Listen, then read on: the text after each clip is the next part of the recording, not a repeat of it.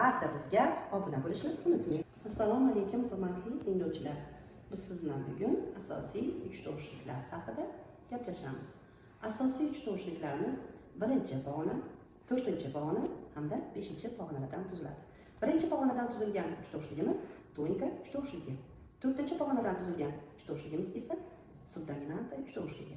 Hamda beshinchi pog'onadan tuzilgan uch tovushligimiz dominanta uch tovushligi deyiladi. Hozir biz siz bilan birgalikda do majordan asosiy uch tovushliklarni tuzib ko'ramiz. Birinchi pog'onadan tuziladigan uch tovushligimiz tonika uch tovushligi deyiladi. Demak, birinchi pog'onamiz do majorda do notasi. Tensiya bo'yicha joylashgan uch tovushlik akkord. Do, mi, sol. Mana bu tonika uch tovushligi edi. Tonika uch tovushligining tarkibidagi intervallarimiz katta tersiya plus kichkina tersiyadan iborat. Do, mi katta tersiya, mi, sol kichkina tersiya. Mana biz bilan birinchi pog'onadan tonika uch tovushligini tuzdik. Endi to'rtinchi pog'onadan asosiy uch tovushligimizni tuzamiz. Do, re, mi, fa. Demak, fa notamizdan subdominanta uch tovushligini tuzamiz.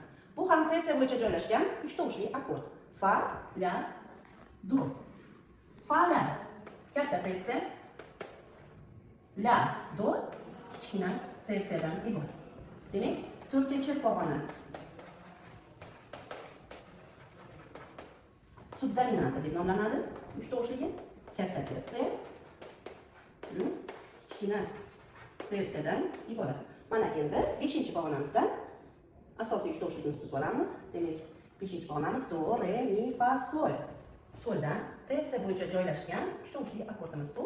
Dominanta beshinchi pog'onamiz dominanta deyiladi. Tersiya bo'yicha joylashgan uch tovushli akkordimiz sol, si, re. Sol, si katta tersiya, si, re kichkina tersiyadan iborat.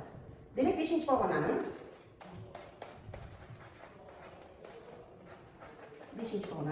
dominanta uch tovushligi katta tersiya plus kichkina tersiyadan iborat. E'tibor bergan bo'lsangiz, demak, birinchi pog'ona, to'rtinchi pog'ona hamda beshinchi pog'ona asosiy uch tovushliklarimiz mana bu yozilishlari katta T, katta S, katta D. Bular majorda. Minorda esa kichkina harflar bilan beriladi. Biz siz bilan hozir majorda ko'rganligimiz sababli major uch tovushligimiz katta tersiya plus kichkina tersiyadan iborat. Subdominanta to'rtinchi pog'onadan tuzilgan subdominanta uch tovushligimiz ham katta tersiya plus kichkina tersiyadan iborat. Va beshinchi pog'onadan tuzilgan asosiy uch tovushligimiz ham katta tersiya plus kichkina tersiyadan iborat edi.